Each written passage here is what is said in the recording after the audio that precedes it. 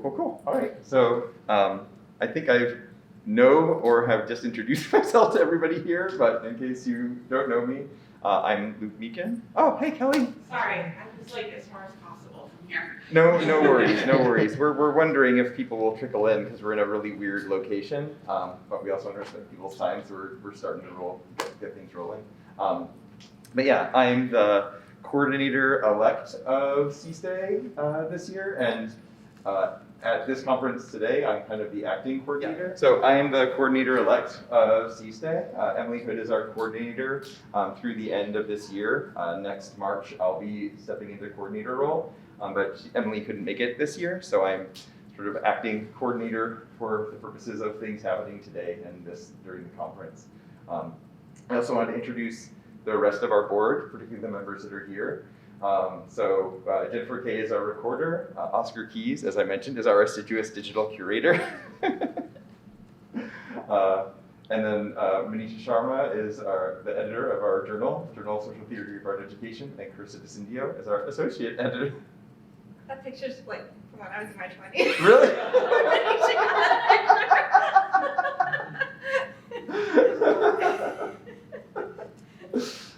Yeah, Google Images is a thing. And then we have 3 new board members this year who have entered into the fold. So we have a new assistant or incoming digital curator, Catalina Hernandez-Cabal.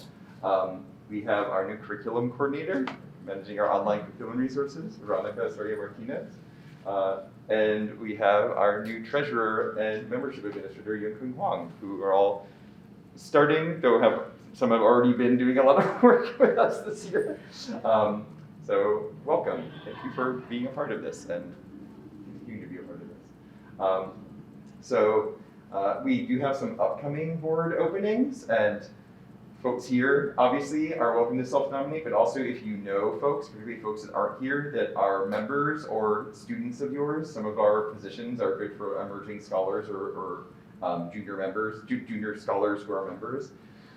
So one of the sort of larger responsibilities that is coming up is next March, when I step into the coordinator position, we'll need to have another incoming coordinator stepping in. The responsibilities of the incoming coordinator are to assist the coordinator with managing the caucus, holding quarterly meetings over Zoom, coordinating with other board members, and running this town hall. Right? It's a 2-year term, and then you serve as the coordinator for 2 years. So I'm entering the second year as the incoming coordinator, at which point I'll shift over to being the coordinator for 2 years. And it's nice that there's kind of this stacked, incoming coordinator, and past coordinator, because there's lots of mentorship and collaboration that happens in that sort of leadership role.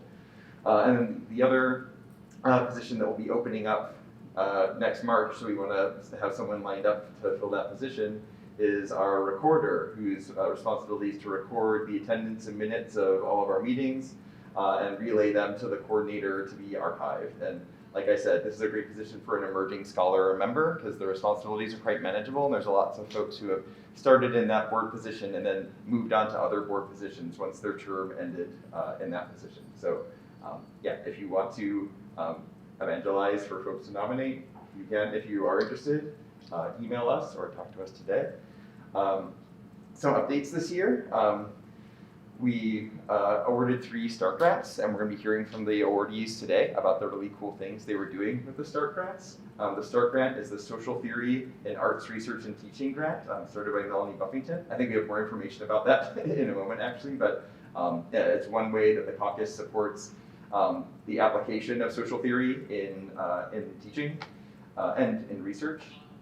We also this year revised our bylaws. Those of you who are enrolled members and thus on our mailing list a few months ago got the revised bylaws emailed out, and we got some feedback and clarified some of our revisions, and then yesterday at the board meeting voted on them. So basically the way the bylaws are updated, where we clarified the purpose language for the caucus to acknowledge our role in supporting social theory research through things like the grant, because that wasn't really in there, and that's become a bigger part of our sort of mandate and our actual practice, is supporting scholarship and supporting teaching. And we also revised it to reflect a broader conception of social theory, because originally the language just said social sciences, and we wanted to acknowledge transdisciplinarity and to address the necessary and valid NAEA mandate for accessibility and inclusion in a sort of broader definition of social theory. We also made the board positions more accessible by changing some of the requirements for how many years you've been a member, or how many years you've served on the board before you can serve in a position, to hopefully open up those positions to more folks. We also removed the columnist board position because we haven't had a columnist in a long time, and our established practice is to rotate between board members to write columns for the NAEA.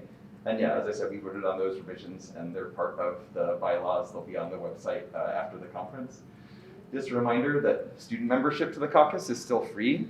If you want to encourage, if you are a teacher of pre-service students, pre-service teachers, and you want to encourage them to join the caucus, we have these beautiful, informative postcards that Oscar designed that you're welcome to take some back with you if that would help you to sort of share, answer the weird question of what the caucus of social theory actually is and what might be valuable or interesting about membership, including things like the START grant, including things like the opportunity to publish in the Journal of Social Theory of Art Education, and the opportunity to benefit from and contribute to our online curriculum and resources.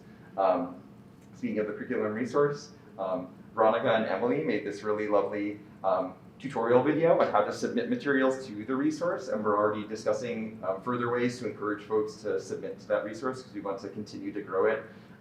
We think there's a lot of potential there to connect social theory to practical applications and teaching. And yeah, our town hall is being recorded and is going to be posted also to our YouTube channel, which is a new facet of our social media today. So Kelly, do you want to share the treasury stuff? So I'm the outgoing treasurer, so. Oh, that's so we currently have approximately $21,000 in our account with NAEA, and that makes up I know we have 18,000, but we're expecting our EBSCO payments. So for those of you who don't know, CSTAE, JSTAE receives yearly EBSCO payments because it's an index journal. So, and that money goes into CSTAE and helps fund our grants and some of the other things we do. So we're probably about 4,000, 3,500 ahead of where we were at the end of the year last year, because the fiscal year for NAEA ends in July. So our current income sources are EBSCO and our membership. So like I said, we haven't received the quarterly report for first quarter yet, but in February of 22, we received 2,300. I assume we'll get a similar number this past February of 23. We received about 1,300 in membership in 2022. So, that's kind of, hopefully we'll be in a similar place in 2023. We kind of annual expenses, we generally support the multi-caucus party. This year we spent almost 2,000 in START grants and some postcards, and then I think I forgot to put this on there, we help with travel for our delegates. Mm-hmm. So that's the other thing. Cool. So that's it. That's our. Thanks, Kelly. And we do exist on social media, so if you are not yet and want to be up to date, especially on things like when we announce the call for the next START grant or the next call for the Journal of Social Theory and Art Education, those will get propagated through Facebook and Instagram. But also, if you do not want to be a part of Facebook or Facebook-owned Instagram, we also put those out through NAEA Connect, and you can subscribe to the CSTAE board, forum on NAEA Connect to get any updates of what we post to there too. So those are the channels for getting information about the caucus. And then we're really excited and lucky to get to hear from the 3 awardees for the Dr. Melanie Buffington Social Theory in Art Research and Teaching grant from this year. We had too many good applications to just choose one, and as Kelly mentioned, we had the budget to support lots of really great work. So we're also excited to have this opportunity for Dr. Jeff Broom to share his project, Managing Classrooms with Care, Stories from the Field. Joshua Graham is going to share his work on research through art making, place-based education on the shore of the Great Salt Lake. And Caitlin Black is going to share her work with the Mending Walls field trip. And we have some time for questions and stuff after the presentations. So without further ado, let's hear from Jeff about his work. Still kind of over there, so I'm trying to transition to thinking about this project, so bear with me. But I'll just start off by saying thank you all so much for supporting this project. It means a lot. And as I detail what the project involves, you'll see where every little penny helps. So thank you, CSTAE, a whole lot from my heart. Yeah, my project's called Managing Art Classrooms with Care, Stories from the Field. And I would just say this, that just to give you some context, that way back earlier in my career, I was interested in classroom management and wrote a few things about designing art classrooms and stuff like that. And I kind of said, well, I was interested in it, and I was teaching some classes for pre-service students where it was relevant. And I kind of put it on the back burner. I was interested in other things, and it wasn't a very sexy topic either. And on the surface, doesn't even seem like it has that much to do with social theory, right? And so I put it on my back burner and said, well, maybe I'll revisit that later on down the way. And in the meantime, I got really interested in narrative inquiry. I've been doing a lot of that recently and got a big project coming out soon about narrative inquiry. And the more I started thinking about it, I said, what might be really useful and an interesting way to revisit classroom management is through narrative inquiry from real stories from the field. So that thought came back into my orbit. And so then I said, well, what's really going on with classroom management? And I started to think that, that so much of the literature out there isn't for art educators, and so much of it seems to give that perspective of that it's teacher-centered, and the teacher's really in charge in a really authoritative way, and it's all, behavioralist checks and balances and penalties and consequences. And that's what the literature says, like all that old Harry Wong and all those guys. It's all about that kind of stuff. The teacher's really in charge. But when I go out into art classrooms, what I see as good classroom management is on the opposite end of the spectrum, right? There's, on that continuum, you got one side where the teacher's very much in charge, and then on the other side, you got where the kids have a lot to say, and somewhere in between is that cooperative ground. So when I go out and watch teachers, I'm like, I want to be over here, and I want to hear those stories. So the more I started to think about it, it had a lot to do with social theory.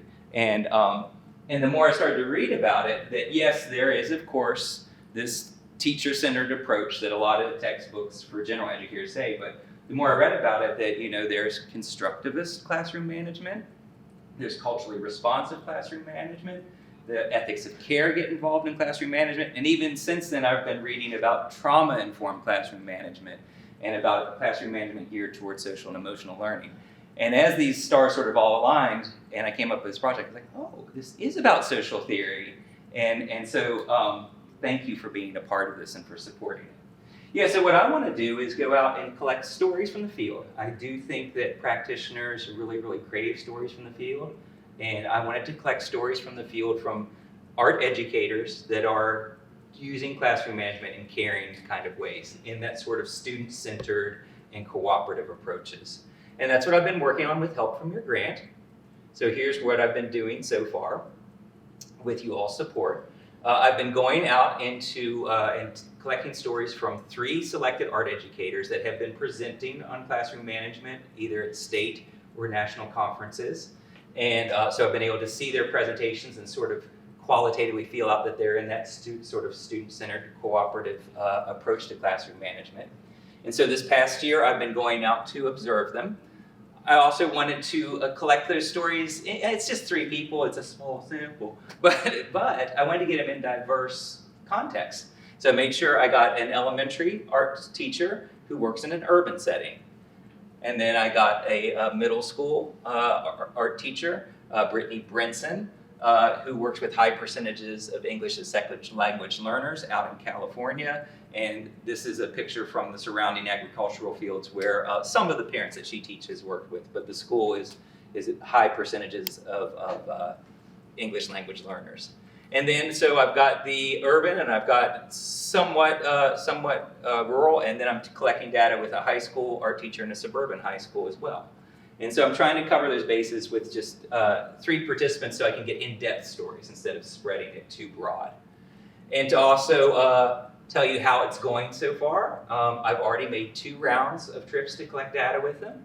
I've been to each site twice in the fall, So you can see up here at Rio de Valle, which is the middle school in Oxnard, California, you can see how I've already made trips out there to watch Brittany teach for a number of days and have collected lots and lots of interviews with her.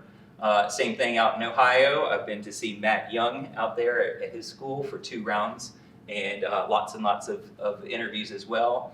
The reason why I've got X's for the teacher in Florida, Florida's a tricky political environment right now, and I'm sure you don't need me to go on and on about that. I'm still negotiating with them whether or not I have to use a pseudonym. And I hope, it's gonna be really weird if everyone else's real name and theirs is not.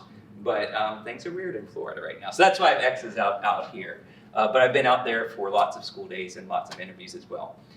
We were supposed to present in 5 minutes, so I'm going to kind of leave it there, except for to say I'm going for my 3rd round in May. So as our semester ends and they're still teaching, so I'll have kind of the beginning of the school year when they do a lot of community building, how it's going in the thick of things, and have the last set of observations and interviews that helps them be really reflective. I'd also say that that this is so much appreciated because this involves a lot of travel. And I know that the Buffington START grant isn't tons and tons of money, but I'm gonna lose a ton of dough on this, but I'm very appreciative for you all supporting this travel. I will say this as well. What's also interesting as a preliminary finding is that although they are all caring and very good classroom managers, they do it differently. And maybe that's obvious, but the teacher in Florida, since I can't use her name yet, she's definitely informed by trauma-informed classroom management. That's a big thing of what guides how she's doing it. Where I'd say Brittany's got, she doesn't always say it as such, but I can see it in the qualitative observation, very culturally responsive approaches to classroom management with the population she teaches and her own experiences. She's also grew up in a military family, so that informs her sense of organization. That's not quite neither here nor there, but it is interesting because they all are very organized within those frameworks. Matt is really interested in community building. His first weeks of school are not about here's the expectations and here's this. It's like, hey, first, let's get to know each other. So that's one thing that's emerged already. It's really neat. They're successful, but they're doing it in different ways. So one last thank you to you all. And I also say it means a lot to me because this is in honor of Melanie and somebody I worked with a little bit and admired her work. So that means a lot to me too. Thank you. Appreciate it. Thank you so much, Dr. Brood. So now, let's hear from Joshua Graham about your work. And again, you can use the computer or you can use the I'll just stand over here. Okay, cool. Hey everyone, Hi. I'm Josh, Josh Graham. I am an assistant professor at the University of Utah with a background in secondary ed. I taught high school for 10 years before arriving at the U, which is what we call it in Salt Lake. So this is an image of the Great Salt Lake from Stansbury Island. It has not been photoshopped. That is the color of the water. For a good portion of the year, it's very red. And what I'd like to talk about today is kind of the culmination of a 3-year project titled Research Through Art Making, Place-Based Education on the Shore of the Great Salt Lake. And this involves a university public school partnership demonstrating the efficacy of sustained community engaged and ecologically focused curriculum. And as many of you may or may not know, the Great Salt Lake is in peril. It reached its very lowest level on record last year. Research has just come out to suggest that if nothing's done, it will dry up in the next 5 years. Obviously, yeah, I know. Yeah. The ecological implications of this are significant, not only for for Salt Lake City, but also for the Western United States, probably even further beyond that. With support from this grant, I've partnered with a high school that is just a couple miles away from the lake in Tooele County, which is an area about 40 miles from Salt Lake, but sits right at the doorstep of the Great Salt Lake. And it's been a really interesting conversation with the art teachers out there in Tooele County, some of whom actually graduated from the master's program at the U. So we're starting to kind of build this years-long bridge with that high school out there, and kind of considering again the efficacy of community-based initiatives that are long-standing. We want to avoid this kind of like come in, swoop in, and do a project and then leave. We're looking to kind of sustain these relationships over time and hopefully develop curriculum with the young people out at the shore of the Great Salt Lake to kind of understand the nuances of what's going on out there. You can see here, this is U.S. Magnesium, also known as MagCorp, the largest contributor to 2.5 particulates that enter the ozone. If you've ever been to Salt Lake in the winter, sometimes we experience what's called an inversion, where colder air is trapped below warmer air, and unfortunately these big extraction industries contribute quite a bit to that. So I'm just going to advance this one.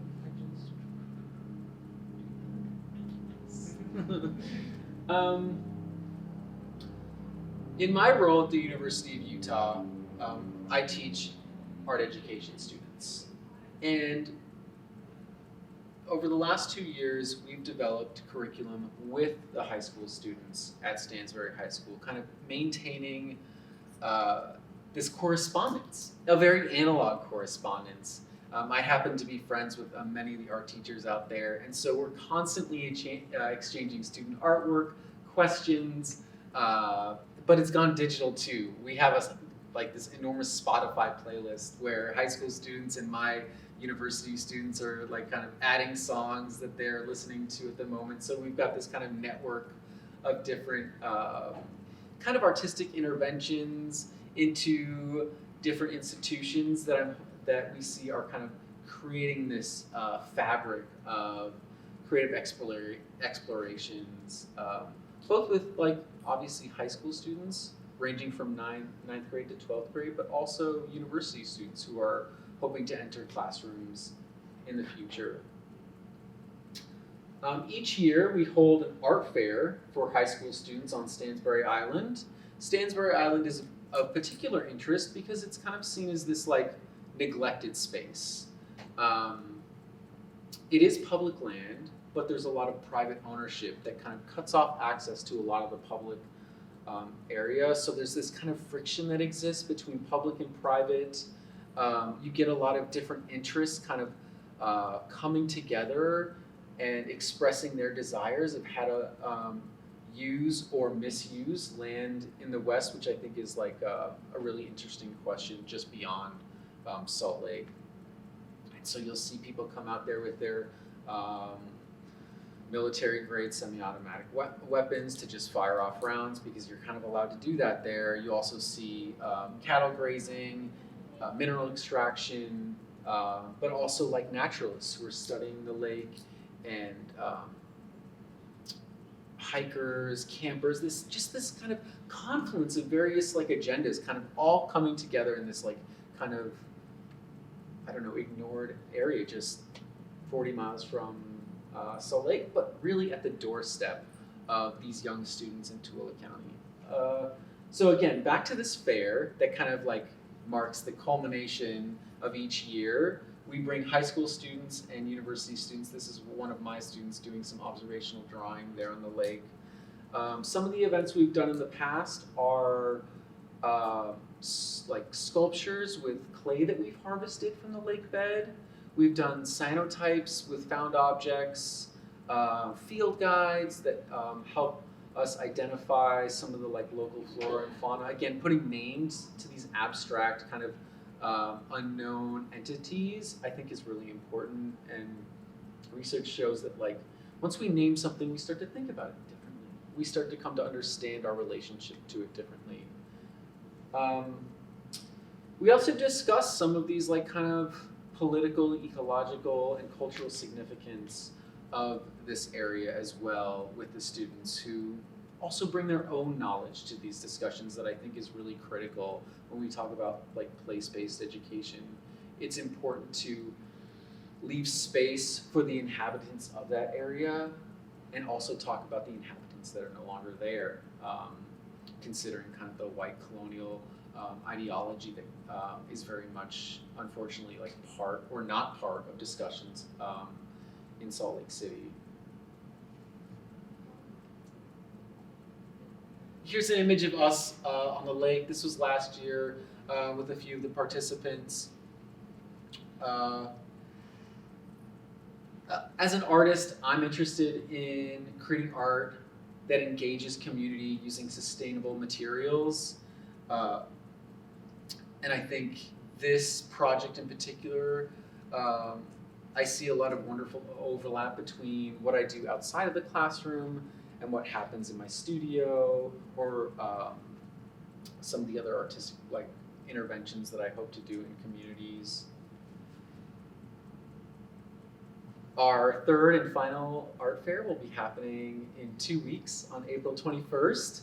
And thanks to this grant, we've been able to purchase various supplies, and it's really allowed us to kind of realize our dream for kind of the, I guess, not only the end of this project, but how we want to continue this relationship going forward.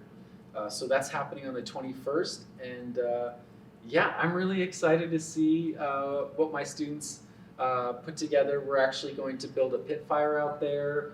I have an undergraduate TA who's a brilliant ceramicist who's gonna be leading one of the workshops. Again, so my University of Utah students are the ones kind of working with the high schoolers on the island, running these workshops, and I just consider myself a facilitator, a cheerleader at times, I think. And so, yeah, we hope to fire some of their work on the island a week from this Friday.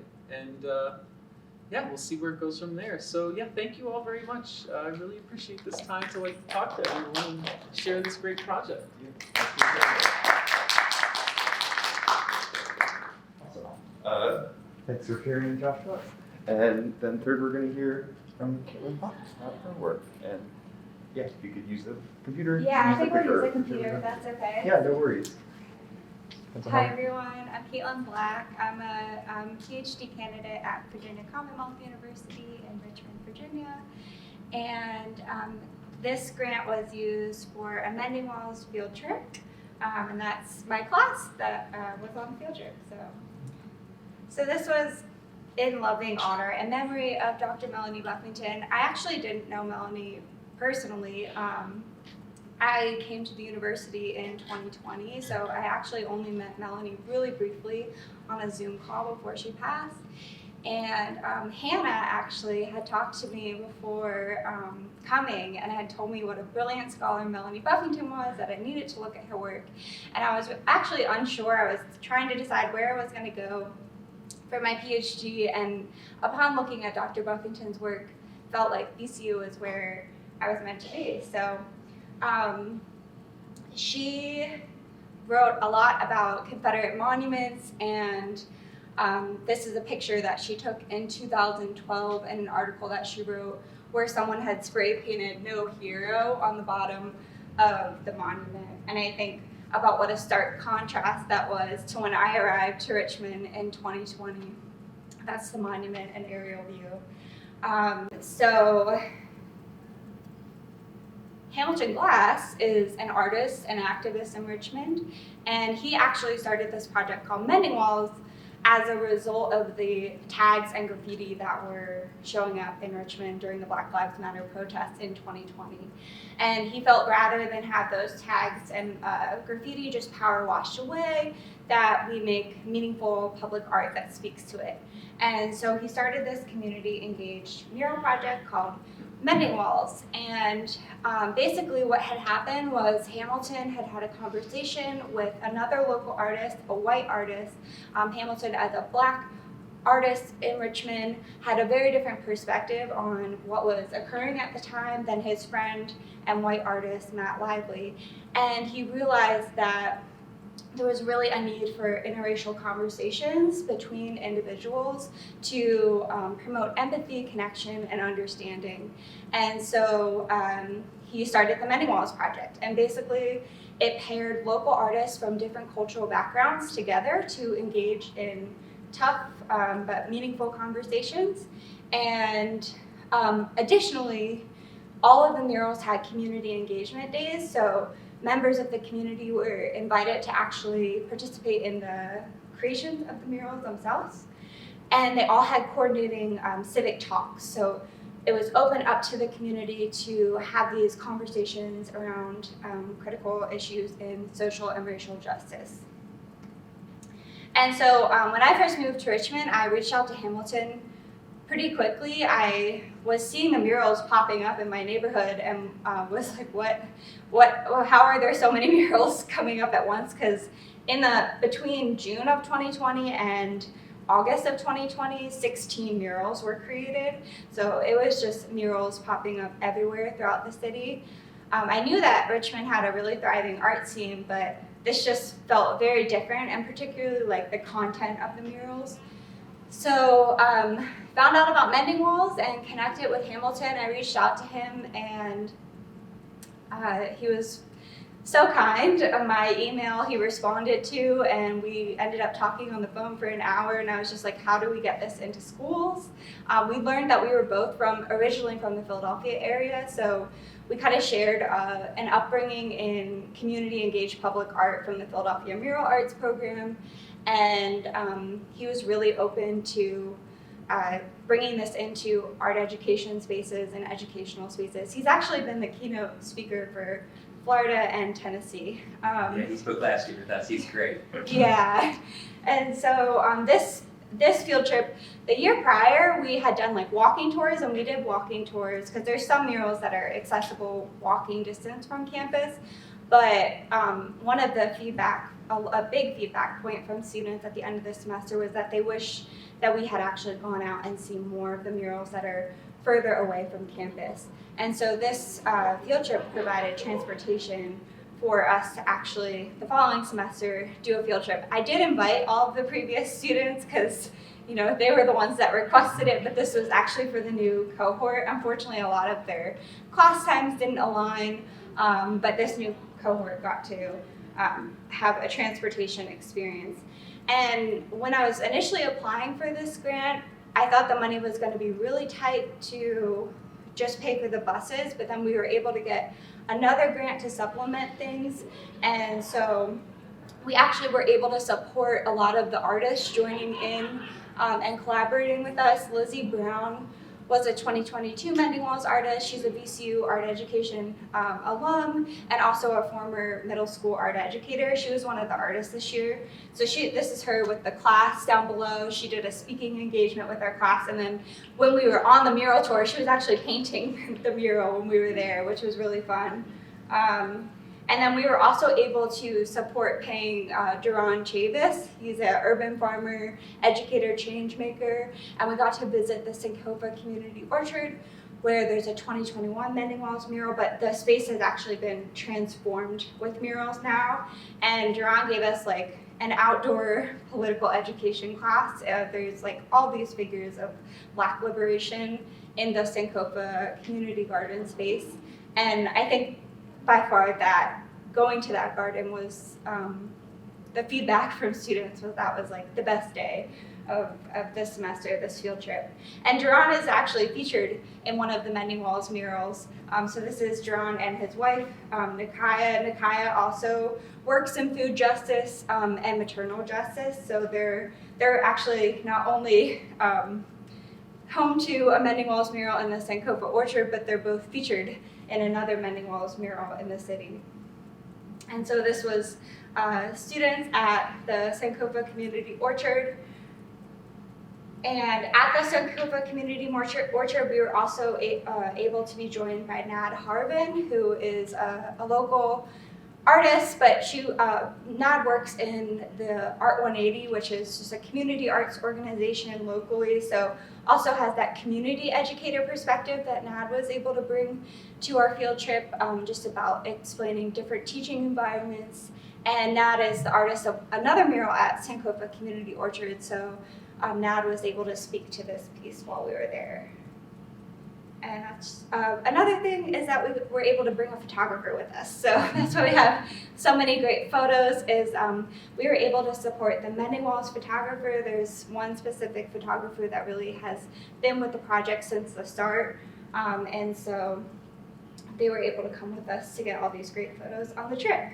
And just so you can see for some context of how this really brought the learning to life, this is compared with one of the visual journal entries that students did after the field trip. So here's the mural, here's visual journal. And then they also were creating curriculum for the mural. So you can see this is like the suggested activities that they were coming up with. They're thinking about applying Project Zero thinking routines and just different activities that could engage any level of community members. So I'm really grateful for the grant because I do think that Dr. Buffington in her work brought students outside a lot, to experience the monuments and see things, and I think it's so important to get out of classroom spaces and outside of the walls. So I'm just really grateful for the opportunity to bring learning to life. And thank you.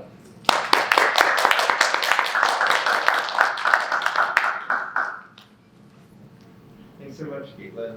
And thanks for acknowledging and centering Dr. Buffington. Like, the grant didn't always have her name, but it always had her imprint, right? It wouldn't exist without her, which is why we renamed it.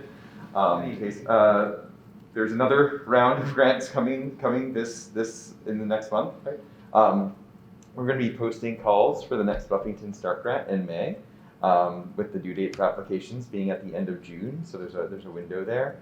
And yeah, let your colleagues, your students, etc. know. We, as you saw, we support a wide variety of engagements, right, with scholars at a wide variety of parts of their journey and their scholarship. And so if you know someone that is doing something exciting and they need some support with it, we would love to support them. And we'll be posting that call via those various social media channels, right, Instagram, Facebook, and via the NAEA forum as well. And so, yeah, our next sort of journal stuff. I think Manisha put these things together, or She did, but I also have her notes. So okay, awesome. We'll get somewhere. The Inclusion Invasion edition, and that's for volume 42, and so that's finishing up right now. And that one is coming out in April of 2023. I have to get my numbers in order doing this. And so that one has. Here. These are the articles that are accepted for publication in that. So we're just finishing up the copy editing layouts for that one. And actually, that stuff's kind of on the tail end, and so it'll be out very soon. The next one, The Anxious Now and the Next Big Thing. That's the call for papers that came out in I think August or July of last year of 2022, and so we have those manuscripts. They've gone out to reviewers, and we have the reviews back, and so we're getting ready to send out the second round for that one. So we're expecting that one to be finished in July of 2023. So Manisha is helping me wrap up those two. Dana Kletchka is coming on. She's at the Ohio State University, and she's coming on as the incoming associate editor for volume 44 with me. And so we're going to put out a call for papers for that volume later this summer. So be on the lookout for that. One thing we found is that submission numbers have been down a little bit. I think the pandemic and lots of things have contributed to that. And so, reading Manisha's notes here. Part of what we've done for volume 43 is we've gotten some new reviewers on board, especially because it was the next big thing, and so we wanted some new voices coming in. So we're going to continue to try to get some more reviewers as part of this, but then we also want to promote the call forcefully, encourage emerging scholars to put forward submissions, recruit more new recruiters or reviewers, identify and recruit future editors, and then clarify the current purpose of the journal as focusing on deconstructing theory or demonstrating theory in practice. And Manisha notes that, there might be some confusions between JCRAG, JSTAE, studies, lots of acronyms. So, really kind of making sure that everybody knows what JSTAE is and, that they are aware of the call. So, same for everybody in here, like please consider submitting something for the next round. It's been like the best to read through all of the submissions and just get to hear everybody's ideas. So the one thing that, Hannah left. We wanted to congratulate Courtney Wolfgang and Hannah Sions on their Looking Back, Looking Forward article in JSTAE Volume 41. They were named the winner of the second annual VCU Publishing Award. And so our platform is through VCU. So the one thing that we wanted to do, and there's not too many of you, but we'd love to hear your ideas about what you would like to see in the next journal call. And so, as you're thinking about what you might want to submit for, you can also help us come up with the theme for the next one. And so I'm happy to take notes. You guys can escape and then just maybe use type them in the slide. the slide. Would it make sense maybe to copy and paste the previous themes onto that slide, just so we have a frame of reference for sort of what's been addressed recently, and if it's being finicky, I can. It's being finicky. I'm gonna look on the computer. No worries. That's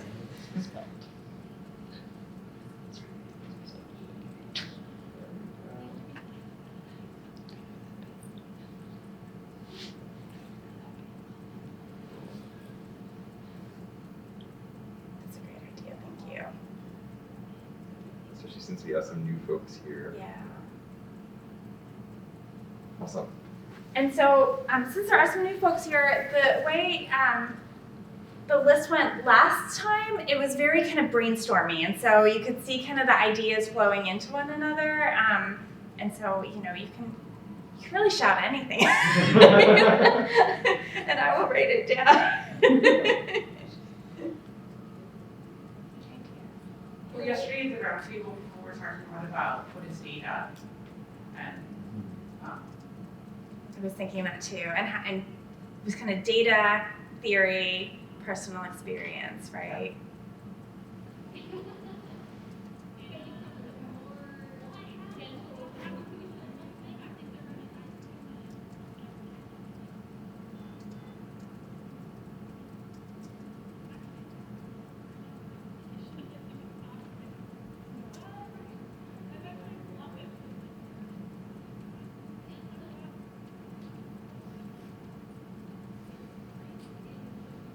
What's wrong with me today? I'm just gonna blame it. It's late in the day. Okay, other ideas? I just had a question about what is data. I wasn't able to attend yesterday, but I was curious to know maybe more about what we discussed. yeah, I mean, I think we had some discussions around like some people who were writing about things and it had been rejected because how do they prove things, like, and other people talking about the necessity of data, and other people saying, what is data? Is personal experience data? Is qualitative stuff data? Like, is data, what's the point of data? Because we have all this data that says arts are important, but then people still, ignore the arts. So there was kind of just all these conversations around those sorts of issues, I don't know if anybody wants to expand upon that. There as well. That's what I got from it too. I mean, it was how we prioritize information, and is data informing what's happening, or are we just doing what kind of ignoring it sometimes, and then using it when it supports what agenda is. Yeah. Am I right about that? We also determined data was the best Star Trek character, I think. Yeah.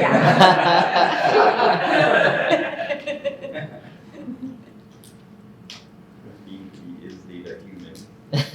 Well, now we have our journal theme, so. It makes me think of like what counts as assessment, especially with student artwork. You know, Yeah. when we're working outside of the classroom, and that work might not look as traditionally like kind of like the work that students produce, like in an art room per se, and like how do we quantify what's being learned, what knowledge are students producing, and like what that like kind of experiential work looks like from a student's perspective outside of the classroom, especially like in community engaged art practices and these projects that are a bit more expansive, like we were hearing today from presenters. In a way, they could also almost be related, right? Like, Yeah. because assessment and data. Exactly. That's exactly how I was thinking about that too. I feel like there is an artist who made a piece called Who Counts, which is about the name is escaping me, but the idea behind that is like putting stories behind data points. And it's actually looking at like who counts as who is seen more when they are seen as a data point versus seen as human, and vice versa. And so they're really investigating like I think there are Black artists and a Black male artist at that, and they're speaking specifically to the experience of like seeing themselves represented in data but not seeing themselves, and sort of asking this question of like who counts.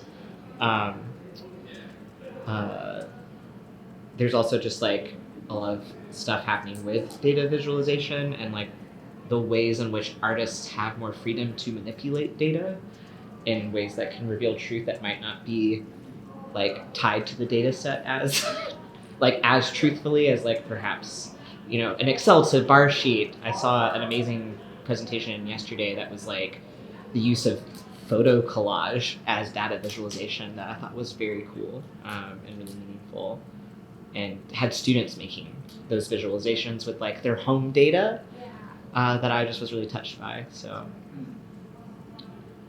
It could be a cool little subtitle, whatever we pick if we run with this, about who counts or what Who counts. that's come up twice now. And it reminded me right away that old paraphrasing, not everything that counts can be counted, Right. And vice versa. So I don't know, something's emerging here that it could be a nice subtitle. Word counts like jumped into my head as soon as we were talking about assessment and data together. I Yeah. was thinking what counts. Like who counts has a nice double meaning too between like who does the counting? yeah, who does the counting and who matters, right? And then also Yeah. talking about the different forms of data or different forms of assessment that intersect with like the what counts in terms of like what matters, like what is actual data.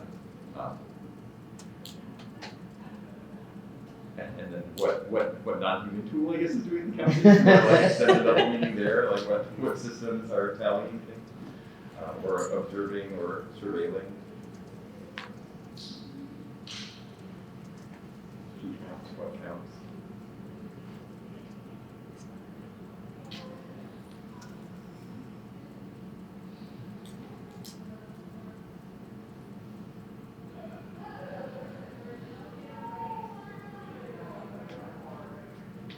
So relationship between the two is data and assessment. Is that correct? Now, I'm new here, but it feels like this is very different than the last 3 journals, right? We're breaking new territory, right? We're not. I know. I don't know if Manisha's gonna. What did you Well, do? I think No, that's good. I think 3 things, but I'll start with 2. Like one, I mean, certainly, like Melanie's work at the end of her life was so tied to data and data visualization that I certainly think like taking a look at that through social theory would not be remiss. I know that we're exploring doing something with her archive that's going to be using data visualization. So that comes to mind. And then the second thought is like, there are so many artists doing such meaningful work with data that I would even take it out of like assessment grade. Like I think like really looking to like how the artists are using and manifesting social theory through their practice, and like looking to them as like exemplars to bring into curriculum and into classrooms. I'm so much more interested in like kids getting to touch data and like teachers knowing how to facilitate that and feeling equipped to do that kind of work and then also what that might do to our own relationship to the data we're using in our research. Like I think I'm just really moved by some of the questions that artists are posing about these huge data sets, or like why do we collect the things that we do? Yeah, if I may reinforce in what you were saying, I think it's very related with social theory because I think it is a problem of sampling and who selects the samples and what kind of like, how do we group the data together. And that brings us to kind of like two things that you were saying, that how media today, kind of like Spotify and all that, work with algorithms that the more you listen to something, the more it's going to recommend you things like that, right? And that will bring us up to having back to Adorno, how he said that in culture, like whatever we want is what we're offered more and more, right? And, Right. And like the matters of like taste and choice and things like that in culture.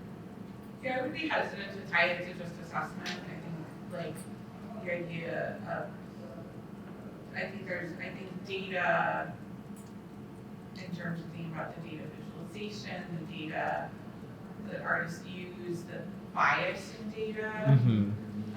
Coded bias. Someone is choosing, right? Yeah. Like the sample. And also like manipulating data, and it's data, I think at its fundamental core, like this is what we were talking about yesterday, like the idea of truth. Like people use data as proof, but is it proof, and is it like who gets to decide what's valid data? Like, and those are all kind of like questions that we were asking. So The trick is, of course, to write the call broad enough so people can approach it from all those. And Yeah. Still, like, you can still write about assessment. of course, Yeah. It but just- then if somebody wants to talk about Do you bias, want me to remove the spacing? I can't. I can't. I'm technical emotional support. That's how I identify it. Just don't erase it. Oh, Luke, your sensitivity on your mouse is so strange. Yeah. No, it's okay. It's okay. Yep, I got it. It's a finicky touchpad. You're A-okay.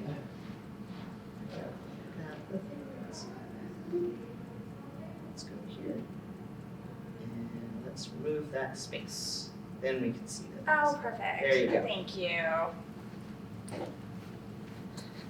All this work. You're very welcome. And that reminds me of like artists' use of soft data as a memory of data, and also there is a certain like definition of the data which is standalone and which is never buried in time or in space. So maybe we can talk about like the malleability of the data, or that kind of malleable data is not if it's not cohesive, is it not true, or how should we interpret that data in the different time and spaces based on? Did you read about Am I this? I'm sorry, am I capturing that except for the fact that I spelled malleable wrong? Am I capturing what you said? Is that okay? Yeah.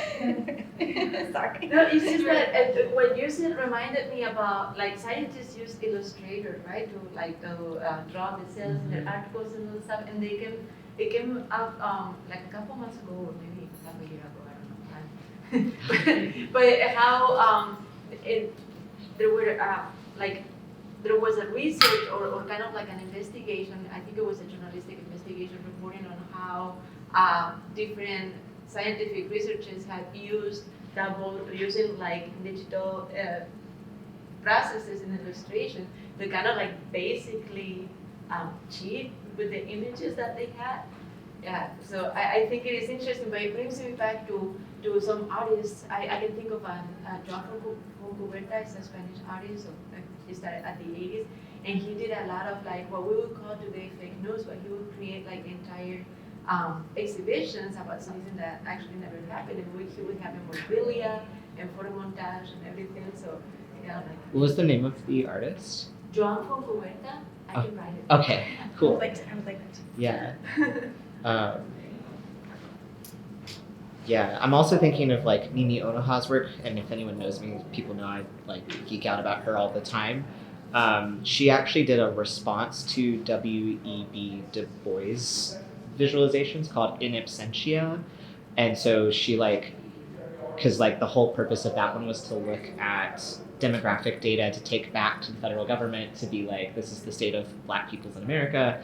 And then they very famously destroyed the whole report, and they were like, no way. And so she made these prints that were in response in the same style that was like, can we ever count? Which I thought was that question alone, writing as a Black Nigerian artist, can we ever count? I think is really profound. And a lot of her work is looking at who collects data and who processes data, the labor of data. There's so much, if you think about all the videos that get, that are censored on Facebook, someone had to watch and flag that content. A lot of that labor is outsourced to South American people in particular. And they're the ones being traumatized by all the media that we don't have to watch because someone else has flagged it, but we don't ever see the labor behind that. So it reminds me of an art piece. It's a kind of a post-digital net art artist who, I can't recall their name, but they collected all the photos from how Google has kind of acquired all these texts, right? And there's always these some photos where you see the hand of the person that scanned the image in. And it's only occasionally that you'll see the fingers, And so again, kind of bringing attention to the physicality of the digital and the labor that goes into kind of creating these archives and what these archives mean and who's able to access them and who's able to, or who can't, and that kind of the hidden work that's behind a lot of these things that we have the ability to access on the web. I think it's really interesting how that kind of relates to. I don't know if that relates to data, but it's certainly your. Yeah. Your I think fingerprints, especially, right? Yeah, Literally, yeah. people holding down. yeah. Literally people holding down the papers that they're scanning with their fingerprints, and so it's got this stamp of the human stamp. Yes. Identity, unknown identity. Very cool. Anyone care about something other than data? sounds like Manisha, I said you were gonna see this list and be like, what the heck, Carissa? Well, wasn't this the next big thing is big data? Yeah. This is the thing we're all anxious about. This is the anxious now again. Data, what's been on my mind is the polarization of in terms of social, especially in terms of social media, the data that we consume and then get aligned with, and that it's interesting that though data should enable discourse and debate, there's less and less debate and it's more convincing, right? It's and so this idea of the authenticity of validity in research. Right, what makes it valid? The more data you pump in and say, look, this proves it, or is it is the purpose to present multiple sources of data that speak against each other? There's this really interesting Buddhist practice there's this one particular monastery in northern India where they have this practice where with the initiate monks when they're super 8-9 years old, they present a topic and then they have to keep switching back and forth on the same topic, arguing for the other side till till the agitation dies down. And this idea of being able to look at everything, look at something and speak to it even when you don't agree with it. And what does that do to our insights, right? Another sense of what truth is or absolute truth is. So just thinking of data from that sense, how do we look at validity in research and theorizing when the sole goal is not to convince, but to unsettle. And that could be tied again. I'm sorry, I just kind of like I don't know a lot, but that could be tied to I don't know again, and to kind of like human and critique, things like that, right? I don't know. Very What do I know? What do I know? kind of like examining things from one perspective and the opposite. Yeah. Kind I don't know, of the flip side of the coin. it could be related maybe to negative dialectics. I was thinking about dialect where you just go back and forth until you, ideally, like, there's some shared truth at the center there that you're trying to reach towards. Which happens in our classrooms all the time. I'm thinking about like situating this discussion like with our students and the work that they are creating in response to what's happening not only in their own lives but like in our classrooms. Like how does that work kind of viewed as data, so to speak, in our own practices as art educators or artists? I think is also a really interesting like proposition as well. Students also have lots of feelings and ideas about like being seen as data sets by companies. Like I've had some, I teach a photography class, and one of the most interesting conversations we had was like about like their intention of how they curate images, and they'll talk about how they're like, and I know if I share this, I'm gonna start getting ads for this, but I really like this photo. So they're like negotiating what their data set says about them, and then sort of negotiating all of that all the time. And so that idea that they themselves are seen as data sets by these larger corporations, what does that do to them, you know? And how are they sometimes resisting, sometimes leaning into it, sometimes playing with? I find that really interesting too as a prompt. I find that really interesting as well because this is a thing that I'm lately very interested is how education kind of adopts things for like data set or even like the my former school what we did a lot was the PDSA, the continuous improvement cycle, and that was like the Toyota way kind of. It's like from the manufacturing company, and yeah, it's like why are we adopting those kind of like processes from the industry? And the whole thing of continuous improvement is something is the plan, study, act, do, kind of like revising what is not working, trying to tweak it. And but again, I kind of think that the immanent critique process would be much more apt to kind of like critique how schools are going and to try to like solving problems, but have we arrived at an end? No. So we have to still analyze and to keep kind of like critiquing and continuing. So when it's like the principles are tied to the manufacturing industry, and when the principles are like the critical pedagogy. Like, response to your question, is there anything apart from data? No, I was just saying if somebody like genuinely wanted to talk about something else, I love the data, but I didn't want people to feel like, hey, I really like this idea, but everyone's talking about data, so. Well, one thing that's that I've been thinking about also is being in Texas now. So is this return to structuralism and structures and like we're done with postmodernity and that we need structure, and the structures are more rigid than ever. So something about the new old structure, or how is it just the old structure, or is there an insidious new material or materiality to the return to this older structure? So I've been thinking about it in terms of like, is it about the material quality of this call to return to an old structure, or is it? That's where I want the materiality. And the entrances and exits to these structures. Yeah. The lesser exits, the lesser entrances. Same amount. Like what's the appeal of this? How can you think about these institutional and social structures that we move? Well, we didn't move past clearly, but we were thinking beyond 20, 30 years back.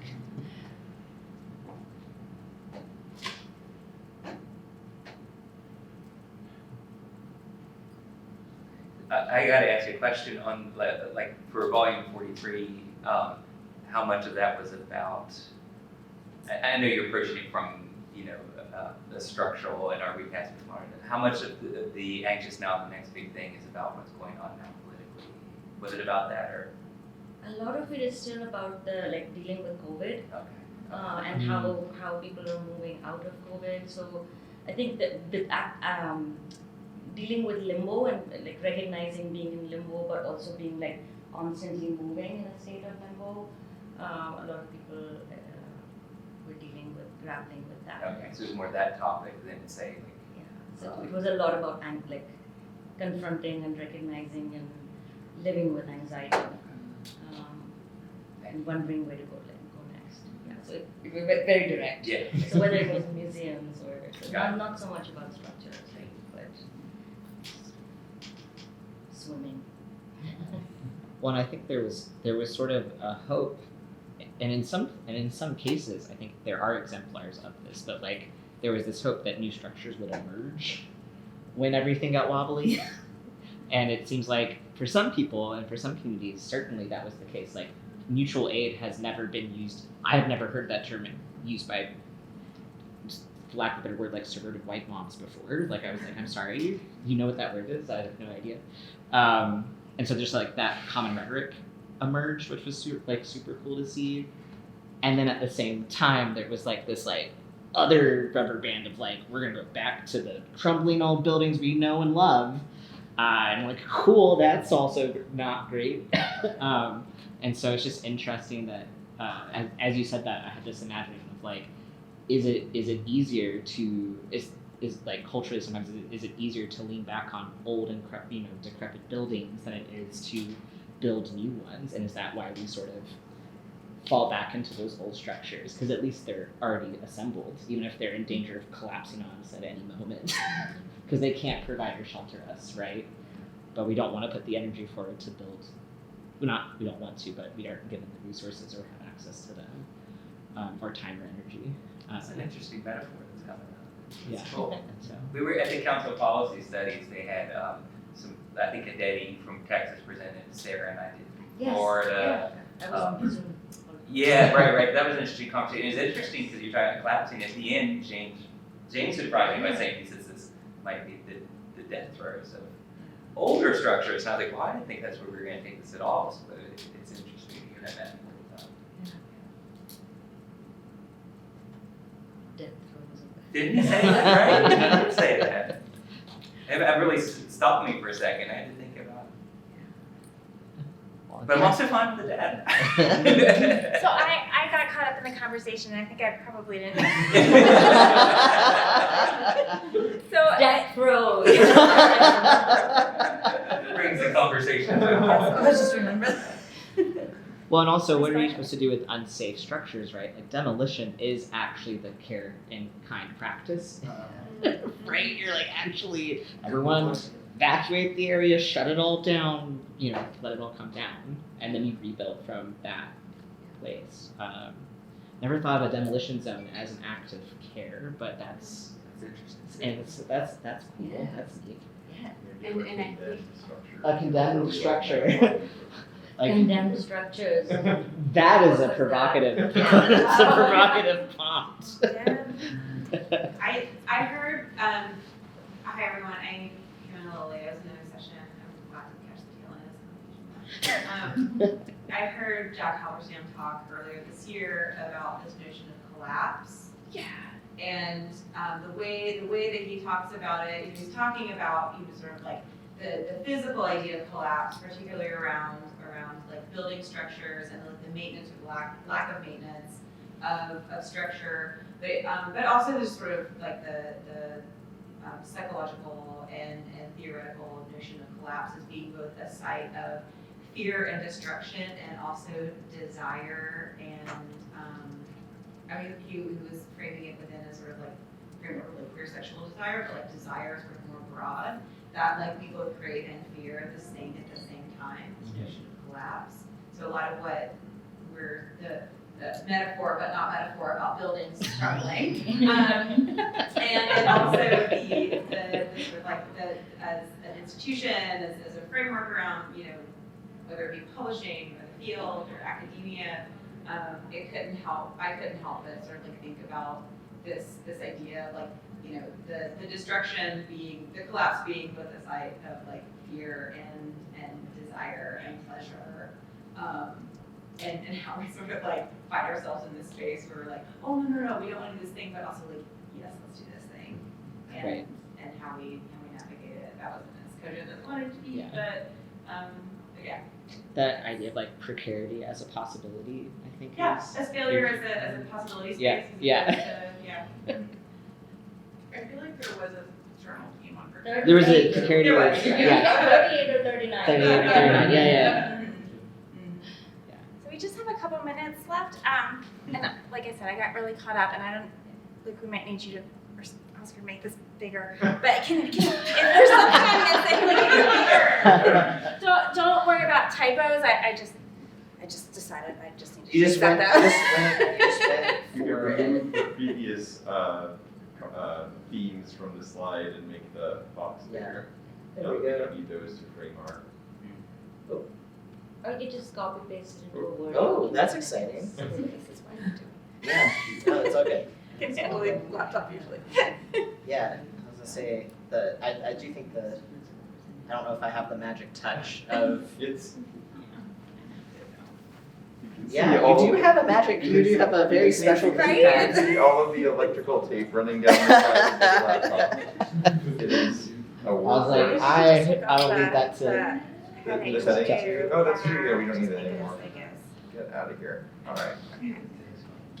No worries. Back in. Yeah, that's great. Do they do this thing too? Okay. Is there anything I didn't capture or I misrepresented in besides the fact that I can't spell condemn at this time of day? Even since we're just looking at it, we'll make it as big Oh, as we possibly awesome. can. Thank you. In the, what is it, non-human to system? So Non-human being.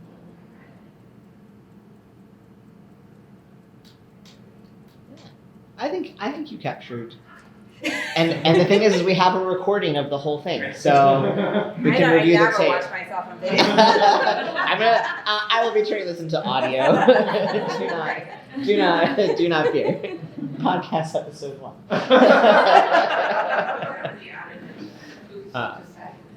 Am I good to close the recording? That's right. Yes, yeah. That was the whole point of the conversation. So it is 4:20. So thanks so much everybody for coming out. Everybody who came out whenever you came out, and for contributing. This was awesome.